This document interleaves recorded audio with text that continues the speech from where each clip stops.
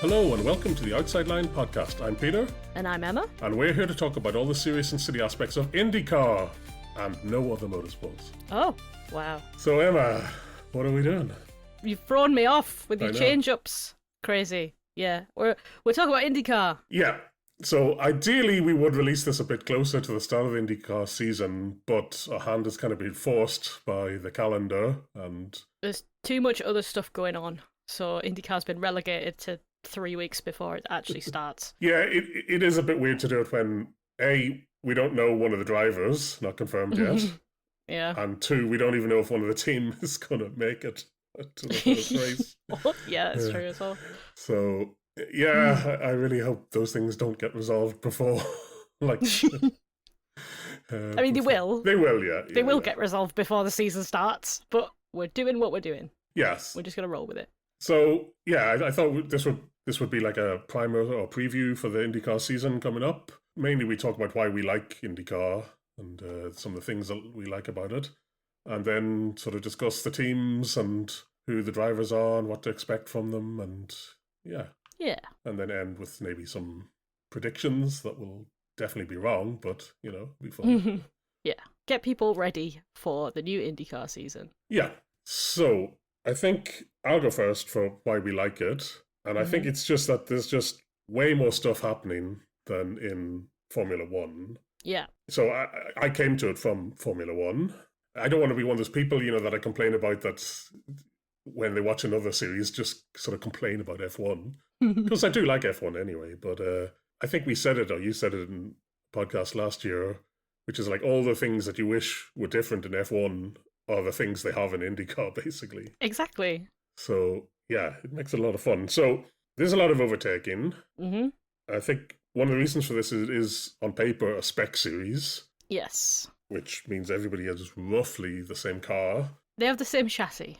They have the same chassis, there's 2 engine providers, they all have the same tyres. It's like, yeah. But there seems to be, you know, anytime this comes up on the internet, people are like, yeah, it's a spec series, but like only on paper. Like yeah. You know, the rich teams can develop stuff and do stuff differently that gives them a big advantage. So yeah, there's things that people can do they can figure out ways to elevate themselves above the competition. Yeah, but exactly.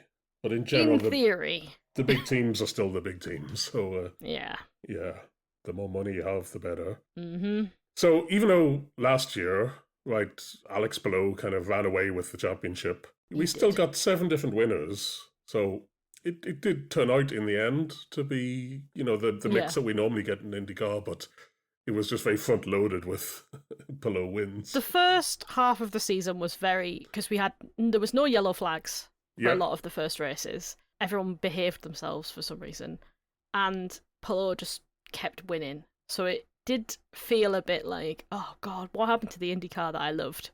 Exactly. But then it went back to normal. It went a bit more back to normal, yeah. Yeah. It's funny you mentioned the cautions, because part of, you know, that this all this stuff happening is that you do get a lot more incidents of people crashing. And even though, you know, I always find it funny when series are advertised, you know, and they you know, they use pictures of the crashing, but obviously, you know, you don't want people to crash, but it seems secretly everybody does want to see some crashes. In theory, you don't want people to crash, but when you see a crash, that's exciting. Yeah, it's funny. So, and you get a lot of that. You get a lot of that in IndyCar because the drivers, the cars aren't so different, so you do get a lot of side-by-side racing. Also, they're, I don't know, crazier, or I don't know, maybe not as good, maybe. Yeah. So you do get a lot of crashes, and as they say in IndyCar, cautions breed cautions, so... Once one person crashes, it's because when they do a restart, everyone gets a bit mental again. Exactly, and unlike in F1, when they do a rolling start, which is all the time, they actually line up side by side, which means that people can crash into each other. Yeah. The other big difference from like other motorsport series, right, is just the mix of the tracks. Mm-hmm. So in this coming season, we got 18 races. 6 of them street tracks, 6 of them road courses, like normal circuits, I would call them, and 6 ovals. Yes. So, like it really is a mix of all 3 types of track. And last year it felt a bit like it didn't feel good because basically all the ovals came at the end, and Yeah, it did feel a bit. I don't know. I do like the ovals, but I like them to be spread out. So this season is much better, I think, for that. I am a massive oval fan, and if it was ovals all the time, I'd be very happy. I also enjoy the street tracks because the cars can't do the street tracks. So you end up with a lot more incidents, let's say. Yeah, I'm not a big road course fan. That is just my personal opinion. Some of them are good, but a lot of them are a bit tedious. But yeah, it's a good mix. I really enjoy it. Yeah, I wouldn't enjoy it if it was just ovals. I think the ovals are a bit too Oh chaotic. yeah, But I'm glad they're there. I've learned to like them. the first IndyCar race I watched was a short oval, Hmm. and it was fantastic, and it absolutely hooked me. So changing from last year, they lose 2 races in Iowa. They're gone, and they also Mhm. lose the thermal course in California, which Oh, I oh thought was a no. terrible, terrible. Well, I don't know. As a track, maybe it's good to The race on, thing, but no, the track, it was a boring race. yeah, It's in a, like, what is it? It's like a special rich person's club or something. You can only go if you live nearby. So there yeah, was no crowds or atmosphere or anything. Like, it was just like a private test, really, but broadcast. yeah. The And previous it was year, it had shit. been like a non-points awarding race, so it was Yeah, just kind of there for show. But yeah, I don't know. It was bad. Anyway, it's gone. It's gone now. it's got good. And what they've done is they've added an oval at the start of the season in Phoenix. Yay. They also added a street course in Arlington, Texas, also at the start. Hmm. And then there's this Washington D.C. race that they've added, Controversial. slightly controversially, but that's The going to be controversial race. another street circuit in Hmm. Washington D.C. And also that Milwaukee Mile, they've added 2 races that weekend for some reason. Yeah. But yeah, much better spread in the calendar this year. Different mix all the time. And Yeah. they finish in Laguna Seca, which I think is one of the nicest Yes! Oh, tracks. one of the better tracks. Definitely one of the better tracks. I also like that the tracks, they do have some personality to them. Hmm. Like, okay, well, Barber. Barber is, yeah, the one that's got weird shit With all the everywhere. sculptures. A horrible spider. It had that Georgina The mannequin woman, that Georgina. fell off the. Yeah, she fell off a bridge. Yeah. Laguna Seca has that corkscrew, which is Corkscrew. great fun. Even the Hmm. ovals, I don't. Do you remember in Nashville they have this bump Yes, yes, the that bump. like in 2024, like I think it was the first time they went back to Nashville, and everybody was crashing going over the bump, so they had to like grind it down. And even Yeah, even last year, I think it was responsible for 1 or 2 crashes, not as many, yeah. but Is yeah, it not because there's a tunnel underneath it or something? yeah, So it it's was like they something like couldn't that. really fix it, Yeah, yeah. but they made it slightly less severe, but it still caused a lot of issues. It's still funny to think of the ovals.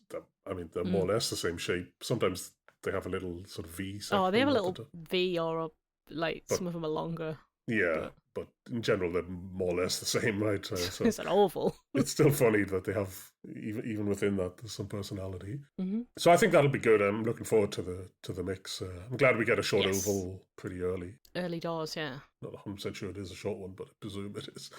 Uh, Eh, they're all short compared to the Indy 500. So. the shortest short ovals are the best though, when it's like 15-second lap.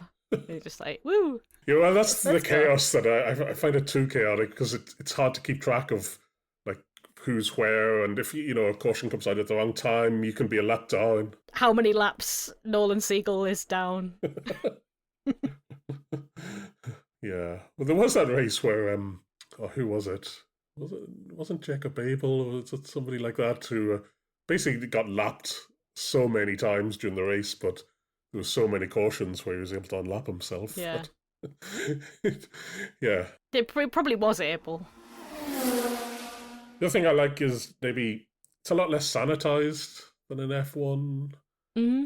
or well, as we've seen in Formula E, some of the drivers there also speak their minds. But IndyCar, they're sort of encouraged, at least. Oh, they have fights and everything in IndyCar. Yeah, but They go crazy. It's They not that like real, I they think. go and But push each other and get yeah, heated. Santino Ferrucci is him.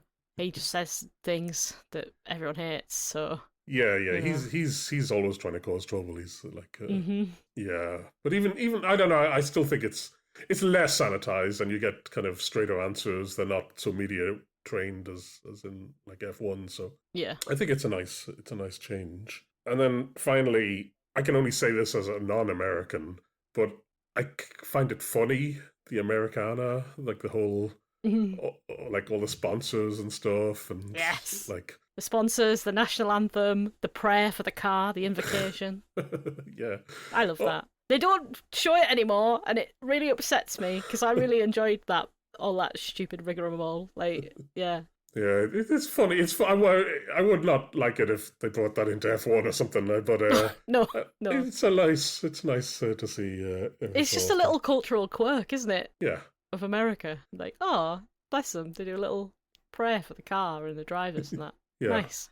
I also find the sponsors kind of funny that, in F1 you're sponsored by Cisco or Google or whatever, Mm. but in IndyCar you're sponsored by like an estate agent in one city. Yeah. Like it's you get this weird mix of like one car sponsored by DHL, like Mm. and one car sponsored by just like the one Sexton Properties. Sexton Properties is the one I'm thinking of, yeah. Yeah. But even then there's other ones like the Yeah. And that's the other thing about IndyCar is that they change livery so often oh yes, I meant to mention because that, of yeah. all the sponsors. So you'll just get used to a car being one colour, and then the next week they'll have a special sponsor for a certain race and it'll be a completely different colour, and you've got to figure out who you're looking at again. And it's interesting. The other interesting thing is if the same sponsor goes to a different person's car. Oh yeah. So Yeah. which one is it? Is it the lubricants one? Ridgeline Lubricants, the green one? I think it is. And they sponsored two different people last season, which was very confusing Yeah. because I think they sponsored Marcus Armstrong for most of the season and then switched to like David Malukas or something for two races. Which was just bizarre, but yeah. Some interesting liveries, so I get some nice ones. Yeah, I like when Sirius FM do their like music ones. You get like the Grateful Dead Yes. one. I thought that was a cool one.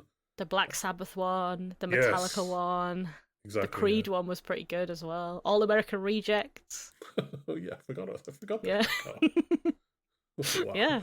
weird. Those are my favourites. I want them to keep going. I hope they're still doing it this year. Yes, Because yeah, the Grateful Dead one was a thing of beauty. That was fantastic.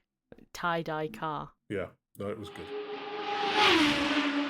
Good. So, shall we talk about how a typical weekend goes, like just in the format? Hmm. Oh yeah. Well, I want to start more about the spec series, right? So you have a choice of engine, Honda versus Chevrolet. I think last year there was one that was clearly better than all the rest. Whichever one, Oh, whichever one whichever one had. Was it? McLaren, whichever one McLaren didn't have was the good one. Yeah. Uh, Was it Honda? I think they're Honda. Yeah. The only car I can think of that has a Honda engine is Colton Herta's. It's the only one I know that The game Andretti makes have Honda. Honda. Yeah, that's the only one I know. Yeah, yeah. I don't know. I think it's McLaren Chevy, isn't it? So Yeah, McLaren is yeah, Chevy. Yes, yeah. Andretti Honda. Chip Ganassi Honda. Chip Ganassi Honda, exactly. Yeah. So the Yeah. Hondas were good last year, it seemed, and Mhm. the Chevys weren't, except in very special conditions, it seemed. Mhm. Then, yeah, as we said, they all have the same chassis. They all have the same aero in principle. Mhm. They all have the same tires. But then Yeah. there are things like there's lots of things they can adjust, especially in like the Indy 500. You hear about the weight jacker. That's the Yes. still don't quite know what it is, even though they explain it every year. But Well, it's just about shifting the weight from the front to the back yeah, but how of the car. how could I don't know how they do it. There's a little switch. That's yeah, how they do it. oh, But it's a I yeah, think it's a knob they can turn or something. Yeah. Anyway, they I don't. Yeah. but also they can adjust the wings a little bit and the ride height and stuff. I think there's a lot of Yeah. stuff they can do. I think as well. Then what else we need to talk about? Push to pass, Mhm. which basically I think F1 are copying this year, Yeah. but IndyCar have had it for a while. So you get They I get don't know, you get 300 seconds 300 or something? seconds. Yeah, that's what I Yeah. think. And it gives you a little boost of extra energy. It allows you to Yeah. push the engine a bit more, and you get it in 10-second, 15-second bursts usually. Yeah. And yeah, it leads to passes, right? And then, you get to see it at some point during the race and you see who has more left than others. And yeah, I think Yeah. it's the right way to do it. I think it's better than DRS. So Definitely better than I'm DRS. glad F1 has got rid of that now. I think it's better than DRS. I think it's better than attack mode as well in Formula E. Yeah, attack mode, I appreciate they've done something different. Yeah. And like the idea that on paper, how it was supposed to work, right, is that you fall back a few places, but then you make them up and then you make even more up. Yeah. When I started watching Formula E, it was like you fall back a couple of places and that's it. Like nothing else happened. So it didn't do what it was supposed to do. But now it seems to work. So they fixed it now, yeah. Yeah. Then what to say about qualification? I mean, real American, they sort of string it out, I guess, so they can have more ads or something. Yeah. So normally they'll do it in 2 groups go out, the top 6 of each group go through to Firestone Fast 12. Exactly.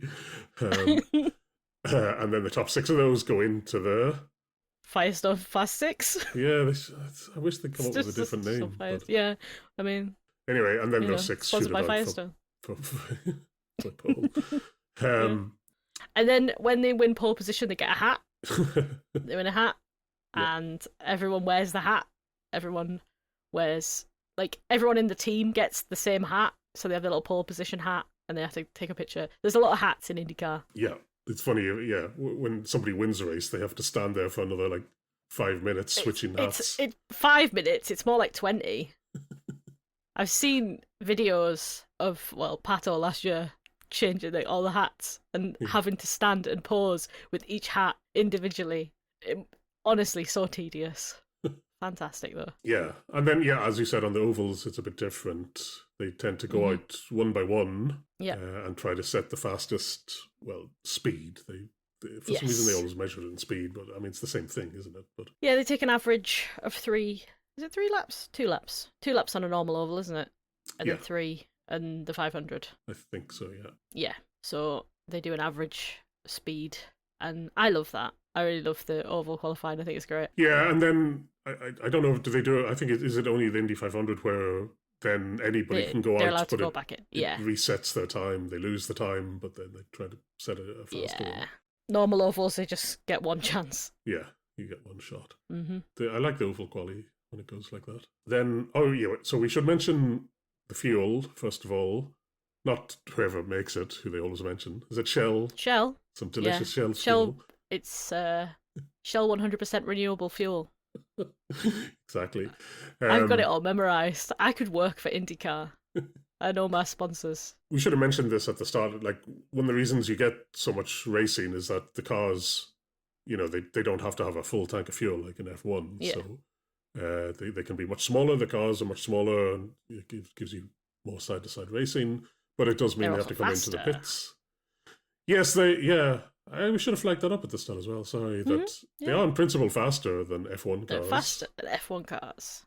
But I reckon if you put an F1 car in an oval, it would go faster as well. Oh, maybe. Yeah. Well, in any case, it's only faster because they have a top speed that's faster, right? I mean, it's around a lap, they'd be much slower because they don't have the same aerodynamics. Which is also maybe good that you don't get as much kind of wash coming out and you get closer racing maybe. So well, you say that, but I'm thinking about the Indy 500 last year and the dirty air. We were plagued with dirty air last year, so there is still dirty air. I mean, there has to be. Yeah, not as bad as F1, but still. Exactly. Then the tires, they normally have a choice of 2 tires. Well, they have to run at least one set of each, right? So they have a primary and an alternate. Yeah. But didn't they change it? They started calling them hard and soft. I know. Yeah, just when I sort of got used to the prime and alternate. Yeah.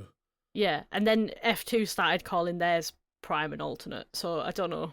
They obviously agreed to swap around, but yeah. Yeah. But they have a special tire that's made of recycled rubber. I thought it was made of plants or something. They're made of all rubber's made of plants. Oh yeah. But it's made of a special. No, it could be synthetic rubber. Plant. Yeah, or recycled. But yeah, they have a special green one that's made of special plant. Yeah. Waioli. That's right. Yeah. Oh, you could do it. You could. Work. I could work for IndyCar. I do know my stuff. Then also to mention is just the sheer number of laps, which at first seems sort of daunting. because you're Yeah. like if you're used to like Formula E, I mean they had like 30 something laps last time. 39 laps, and then an IndyCar race is like you're 200 looking at 90 Yeah, for like on a road course 90, yeah, yeah, and on an oval at least 200. exactly. Yeah. So So yeah. it does. The races are typically a bit longer, aren't they? The more like Mhm. sort of 2 hours kind of Yeah. length, which Depending is on fine. whether Alex Palou is dominating or not, depends on how boring it is. There's been a couple of times where I've fallen asleep in an IndyCar race. Yeah, and also because everybody is having to come in for fuel. They normally do what, like 3 or 4 or 5 pit stops Mhm. in a race, so there's a Yeah. lot of churn, and there's a lot of different strategies, and when you go on different tires, it all Yeah. matters, and then that can all be screwed over if you get the yellow flags, if you get these cautions, Mhm. because that can completely change people's races. Yeah. Like you can be completely screwed by it, or it can completely like promote you to the front. Makes a massive difference.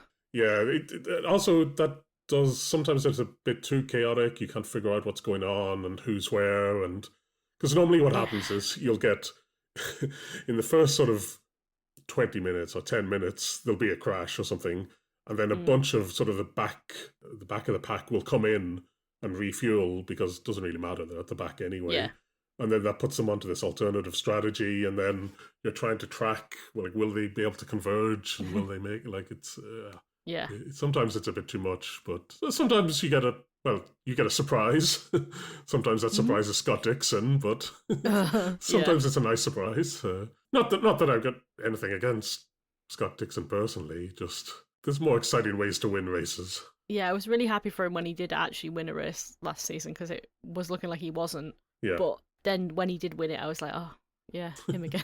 Because he doesn't win it in spectacular fashion. He wins it like literally slow and steady wins the race. And it's like, yeah, it's not really what I want from my motorsport, though, is it? Go to WEC, You you gotta know. respect it. You gotta respect it, but yeah, I respect it, but it's not endurance racing. Do you know what I mean? yeah. So typically he'll fuel save and do one less pit stop, and Mm-hmm. yeah, that'll buy him, I don't know, 30 seconds or something, and Yeah, yeah, he'll end up winning. it's crazy. Yeah, the points. So you get 50 points for a win, and Mm. then like the points go all the way down to like everybody gets points. Everyone gets points. If you You finish the race, you get points. you get at least 5 points if you finish, basically. Yeah. And then there's also sort of bonus points, like if you got pole or if you lead a lap, or you get two Yeah. bonus points if you lead the most laps. But Mm-hmm. they're, I think they're sort of meaningless. Like unless the championship is really close, I can't imagine them ever being important. But Yeah. It's interesting that they've got all these different points and stuff.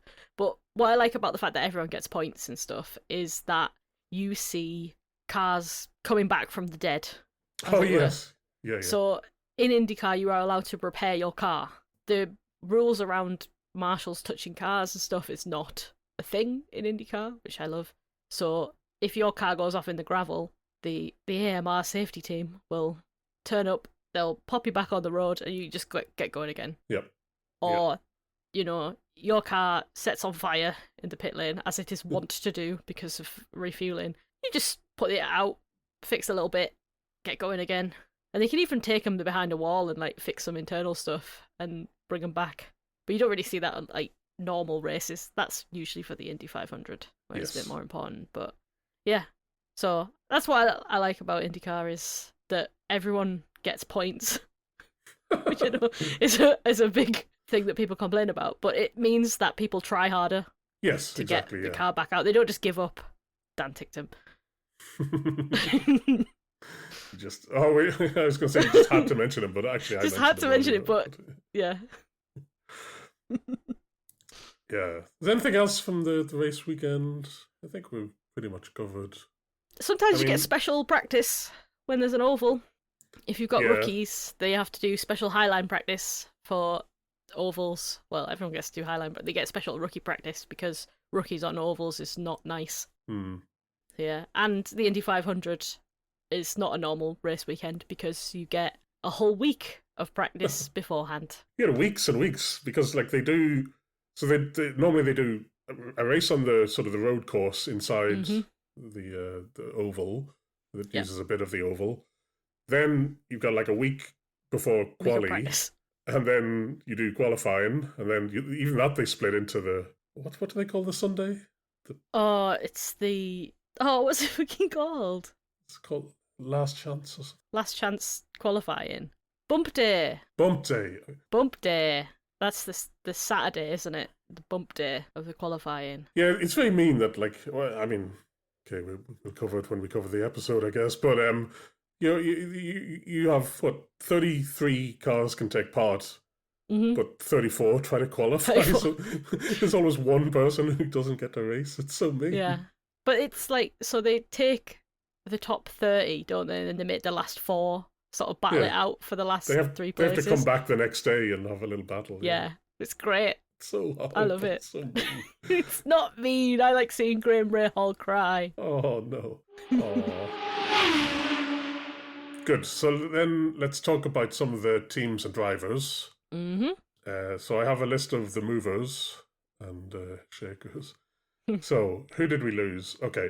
So Colton Herta, Yes. he's left Andretti to go to Formula 2, Bizarre move, but I'm looking forward to it. possibly get into Cadillac F1. So he's sort of Yeah. he's their reserve, I guess, isn't he? So Mm-hmm. he wants to get into F1, so he's moved. And that freed up a spot at Andretti that they could sign Will Power, Yes. who'd been let go from Penske. Good. I'm Um, glad. I'm glad they let him go. no. He doesn't belong there. Oh well, yes, yeah. Okay, Penske are evil. Willpower's good. I'm not saying like I'm glad that he got let go. He should not be in the sport. No, I'm glad that he's gone to Andretti. Andretti I are got like it. the good guys, and Penske are the bad guys. Good. Then David Malukas, he replaced Will Power at Yeah. Penske, and he moved He's from done a AJ Taylor Foyt. Barnard. Yeah, he's gone to the dark side. So then who else? We also saw Rinus VK move to Hunkus Hollinger Yeah, from Dale Bizarre move. Coyne. bizarre move. Yeah, a bit of a Sideways sort move. of like a sideways move, but I guess he didn't feel like he was getting the support in Dale Coyne. Yeah, either that or they dumped him for. They dumped well. him. Well, we don't know. Yeah. We don't know, but the rumor is. Yeah.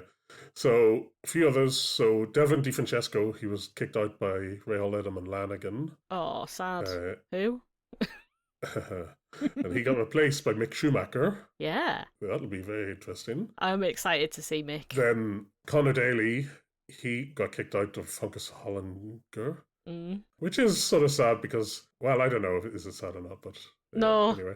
don't rate Conor Daly at all. No, but still, He was all right for drama and beef. yeah, but exactly. That's about it. He's not a good driver by any means.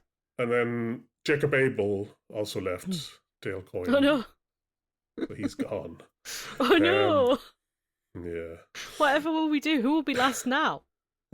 Nolan Siegel. hopefully. Anyway, so coming in, we've got Dennis Hauger, the Norwegian nightmare, Yes, formerly of F2. formerly of F2. Then he went to Indy Next, where he raced for Andretti. And destroyed everyone. Yeah, basically won it very comfortably. And he joins Dale Coyne, who have an affiliation to Andretti, so it's like that's how he got in there. And then Chow Collette, who came runner-up in Indy Next, he was taken by AJ Foyt.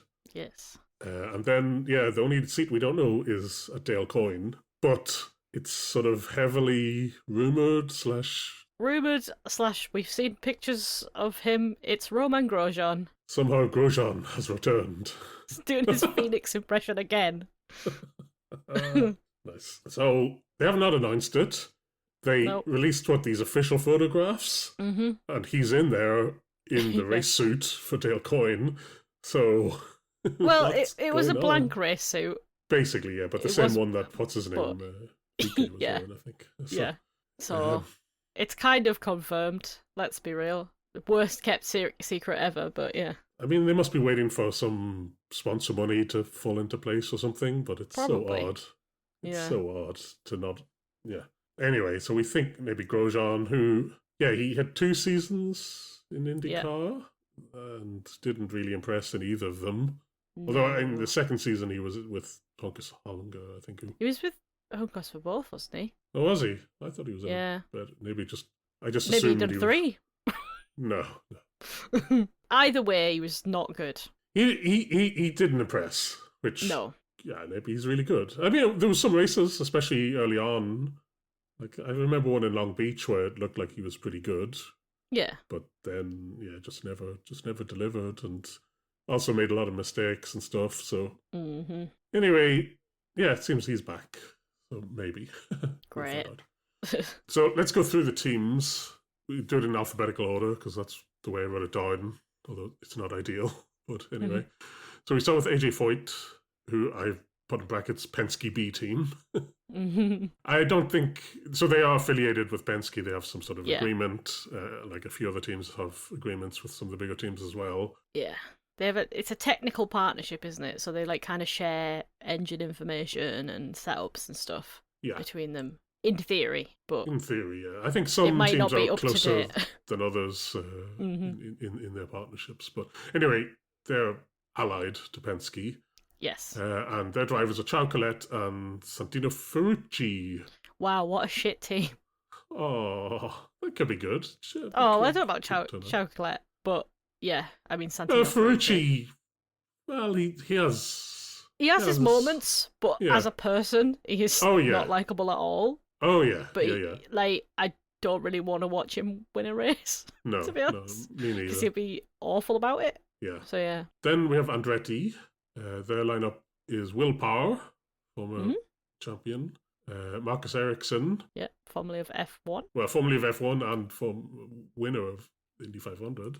Yes. And Kyle Kirkwood. Yes. Who did pretty well last year. Like at the start, he was the only other driver who ever won a race apart from Hello. So he's there. So I think Andretti, you already called them the good guys. The good guy. Andretti are the good guys in Indycar. Yeah, and that's a compared very strong, to Penske's bad guys.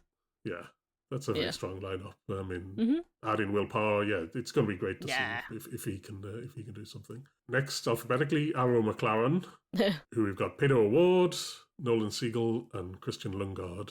Here's the lineup. It's not massive. Do you know what I mean? There's one man there carrying that entire team on his shoulders. And his name is Pato Award. Pedo, as Zach Brown calls him. Patricio. No, I can't stop calling them that. It's really annoying. Pedo. Do you call Lando as well? Lando. No. Lando. Nah. Oh. Anyway, Pat Award, was the only guy basically to challenge Palou last year, and it didn't really work out. But it was unfairly hyped, I think. It was the same. It felt similar to Lando versus Max, sort of last year before. Yeah. Yeah. But he was the only one keeping it vaguely exciting, basically, in the championship. With his consistency. He is a very good driver. Christian Lundgaard, he looked good coming in his sort of rookie season. Yeah. Wasn't bad last year at McLaren, but wasn't great either.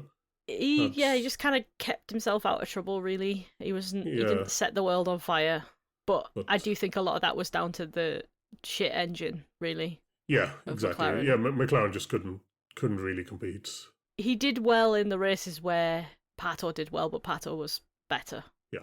Yeah. And Nolan Siegel. Yeah, he's there to pay the wages of the other two, basically, right? Yeah. I'm still bitter about it, and I'm going to talk about it now, because if people don't know about IndyCar, he replaced Théo Pourchaire, beloved F2 champion and now WEC driver, I think, at ELMS. But poor Théo Pourchaire was signed by McLaren. He'd done 6 races, and then they replaced him with Nolan Siegel. Tony Kanaan, ex-driver, winner of multiple Indy 500s, and all-round bald man, said, we were going for youth. We're looking at youth. Nolan Siegel and Théo Pourchaire are the same age, so I think he mispronounced youth, and he meant money. So yeah. So I'm still bitter about it, and this happened 2 years ago. But Nolan Siegel is literally just there to pay for Christian Lundgaard's wages, as we worked out. And he's not very good. He crashes a lot. He's usually last. He gets in people's way. He gets in Pato's way. And because there's not really blue flags in IndyCar. Ah, yes, that's another thing we should have mentioned, but yeah. I think we should have talked about all the things that are different from F1, because there's no track limits either. Yeah, there's no blue flags, so if you are a back marker and someone comes up to lap you, you don't actually have to move aside. But I think, if your teammate is behind you, you probably should move out of the way. That's just a little bit of advice from me to Nolan. Yeah. Maybe next time. We'll see how this season goes, but he has been practicing his supercar. Well, hopefully. But to be fair, he's all right in WEC, but exactly. You can't really say if you're all right in WEC or not because there's 2 other drivers to pick up the slack. So, yeah, did he win Le Mans? Did he come second? I can't remember that. It was like 2 years ago, but yeah. I think he came second basically in that in the Asian Le Mans series I watched the other day in the 4 Hours of Dubai, I think it was. He also came like second, or he got a podium anyway. Yeah, but it's not just him. Like, there's other people to pick up his slack, so we don't know. Yeah, we don't know, but maybe. I mean, maybe he's getting ready to move on next season. Maybe. Fingers crossed. Depends, as we know, McLaren. Whatever they say, whatever Tony Kanaan says, like he has a paid driver basically. So he's not the worst, I would say, but he's. Well, no, Jacob Abel's not there anymore. Yeah. So Stingray is, but. Oh, don't you dare! Don't. I'll have no Stingray slander here. Okay, next team, Chip Ganassi. Ugh. Oh. Sorry, was that audible? Yeah. Well, I didn't expect it.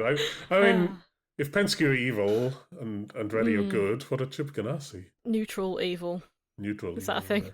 Yeah. So they've got their lineup is, I think, also pretty good. So Alex Blow, 3-time, 3 in a row champion of IndyCar. Yeah. Scott Dixon, former champion, and Kiffin Simpson. Yeah, less good. Yeah, less good. It's from the Cayman Islands.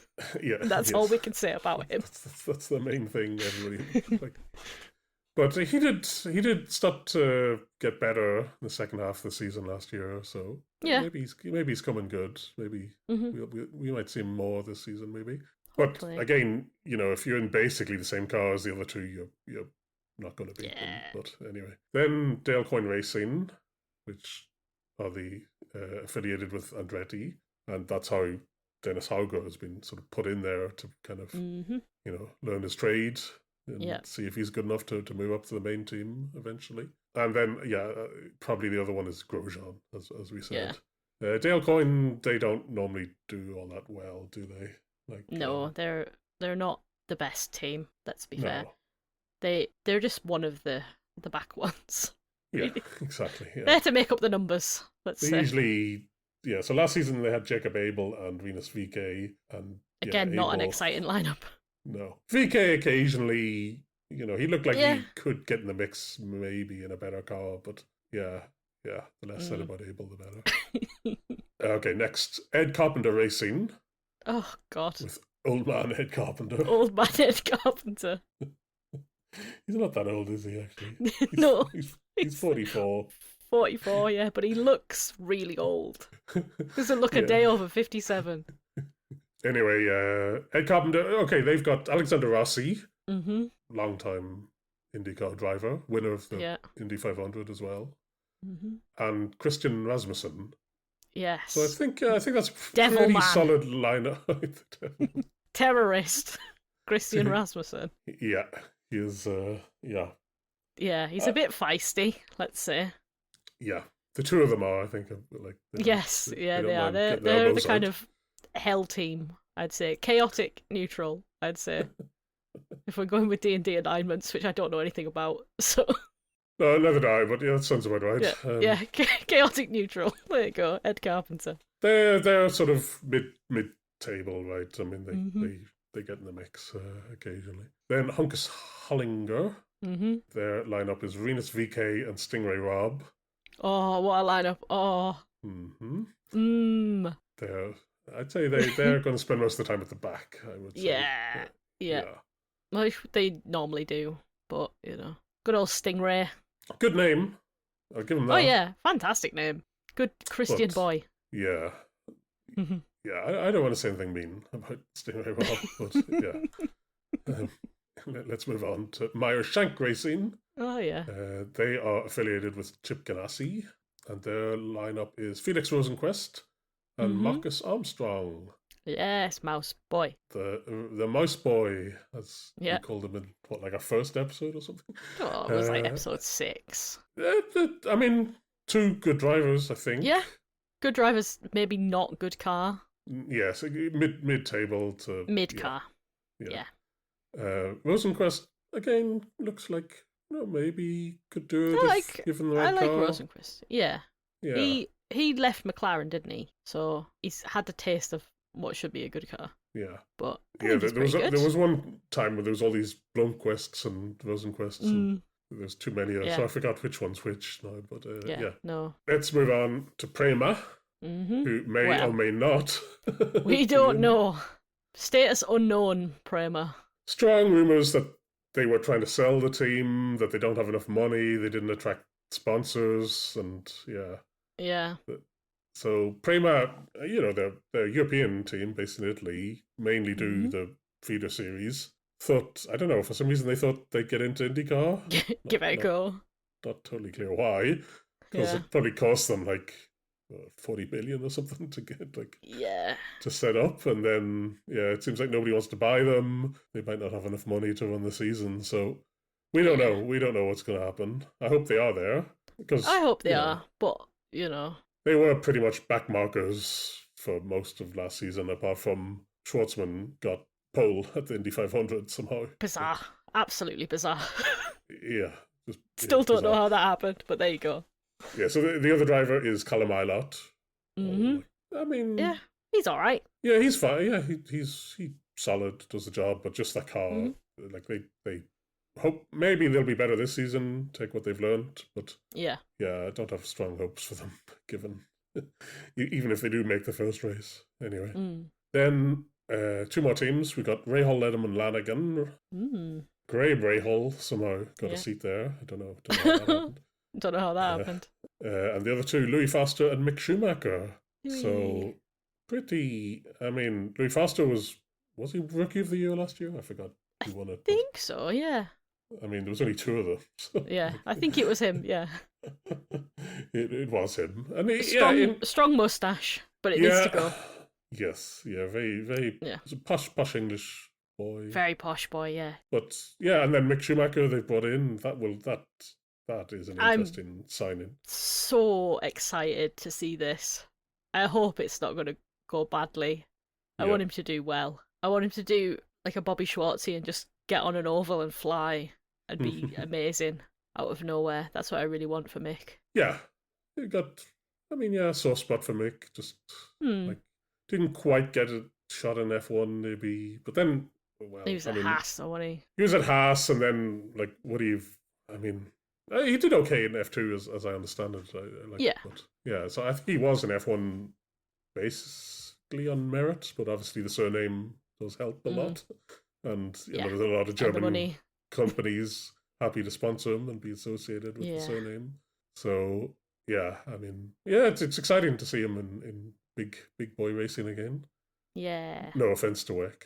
No offense, WEC. Well, let's call it whatever. What do they call it? Open wheel racing, anyway. Yeah, single seaters. Single seater, yeah. Yeah. But interesting lineup there. Rahal, Lederman, Lanigan again, mid to back. Pretty mid. Markers. Yeah. Well, yeah. And Graham's back. Two young ones. Yeah, poor Graham. And Graham. How old's Graham? He must be the same age as Ed Carpenter. He's 25. He's not 25. No, of course he's not. Mick's 25. He's 37, so... Right, yeah, so he's getting up there. Yeah, comparatively, yes, yeah. Yeah. He's a lot of experience, and the other 2, not much experience, so interesting. That's such a nice thing to say. He's got a lot of experience. None of it good. None of it actually shows, but yeah, he's got a lot of experience. Well done, Graham. Good. And then we end on Team Evil, Team Penske. So, well, what to say about Penske? Owned by Roger Penske. Who owns IndyCar. Coincidentally, that's a big coincidence, isn't it? Bit weird, yeah. The team that, dominated a lot of races. Just happened to be owned and got done twice for cheating. Yeah. So twice that we know about. Yeah, exactly. So the season before last, they got done because they set up their push to pass or something They could just use push to pass whenever. Yeah, so very when they dodgy. weren't allowed to use it. Well, the guy who got fired for that is back now. So Tim Cindric, yeah. Yeah. But he might have just been the fall guy, No, it wasn't. He got sacked for the Indy 500 one. Oh, was it? Okay. Well, yes. So last year, he got at the Indy 500, they got this. Well, they weren't disqualified. They were just sent to the back of the grid, right? For using an attenuator that had somehow been some bits had been filled in and tampered with. Yeah. And they were angle grinding the attenuators on the side of the pit lane, trying to be inconspicuous. Yeah. Anyway, yeah. People were fired for that. Yeah. So 2 years in a row getting done for dodgy stuff. But, wonder what they're going to get done for this year. Yeah. Well, it might be, when Ferrari in Formula One got done for having an engine, and basically they had to sort of take their penance, and then they were allowed to sort of. Well, they didn't get back to winning, did they? But no, they could have been. Anyway, I think it'll be the same with Penske. Anyway, their lineup is Joseph Newgarden, who you're not a big fan of. I'm not a fan. No of one should be a fan of him. Scott McLaughlin. He's all right. Yeah, he's sort of funny guy. And then David Malukas. Yes. Yeah. So the Taylor Barnard of IndyCar. I think he's I might have to. Taylor. He is better than Taylor. Well, we'll see. He's very promising in his rookie seasons. He was really good last year. Yeah, in a bad car, he really impressed, and now he's got the chance in presumably it's going to be a good car. Yeah, in theory, it's a good car, so we'll see. Yeah. He's got money behind him now. Exactly. Is what we'll say. So that will be that will be interesting to see. I think I'm most interested in how Malukas does, how Schumacher does. And then, well, if McLaren can get their act together. Hauger, I don't have, it'll be interesting to see, for sure. Yeah. There's a lot of interesting things coming up. Anyway, we finish on, do we have any predictions? My prediction is Pato to win the 500, finally, okay. and the championship. All right, okay. That's what I want to happen. I also think that David Malukas is going to win more races than Joe New. Ooh, okay, yes. I was hoping we get something a little bit spicy. And I think we'll probably see Nolan Siegel dropped mid-season for a younger model. Well, so one of my predictions was a mid-season replacement, but I'm not going to say who I had in mind, but it wasn't Siegel. But anyway, we'll see. I was also going to go for a Will Power win, just to, I mean, that would be, getting dropped by Penske and then come back and win. Yeah, I would like to see that. But I do think Penske will be back to their winning ways. Yeah, I just hope it's David Malukas' time to shine. That's a good shout. I like that. Yeah, I think he's going to win more races than Joe New, because I think Joe New's lost it. All the cheating and stuff's gone to his head. He's washed. Possibly. I mean, he would have won a race last season. In fact, he did win a race last season, didn't he? He did win one, yeah. But he would have won more, I think, if he just had some bad luck. If he didn't crash or... It wasn't his fault, I think. I know it wasn't his fault. Okay, last question. Is Alex Blow going to do the 4-peat? No. Oh. 4-peat. Yeah, it doesn't make any sense. I mean, 3-peat sounds good, but I do believe they'll have to come up with a better name. No, I told you, Pato Award's going to win. Yeah, but it's time. It's time. How could you go against someone who's won 3 back-to-back, the last 3? No. Well, I'm not going to predict it because I don't want it to happen. But it's hard. It's hard to imagine. Yeah. No, I think Pato's got it this year. But we won't know. We won't know until the first race. Yep. Which is when? The 1st of March. Yes, nice. Good. And we'll cover it then. But hopefully that was either a good preview or a good introduction to IndyCar. It's a lot of fun. Yes. And hopefully you'll join us watching it. Yes. Yeah, thank you for listening. If you have any questions or comments, you can email us at theoutsidelinepod@gmail.com. We are also on Blue Sky at The Outside Line Pod. Otherwise, we'll see you next week. Bye. Bye.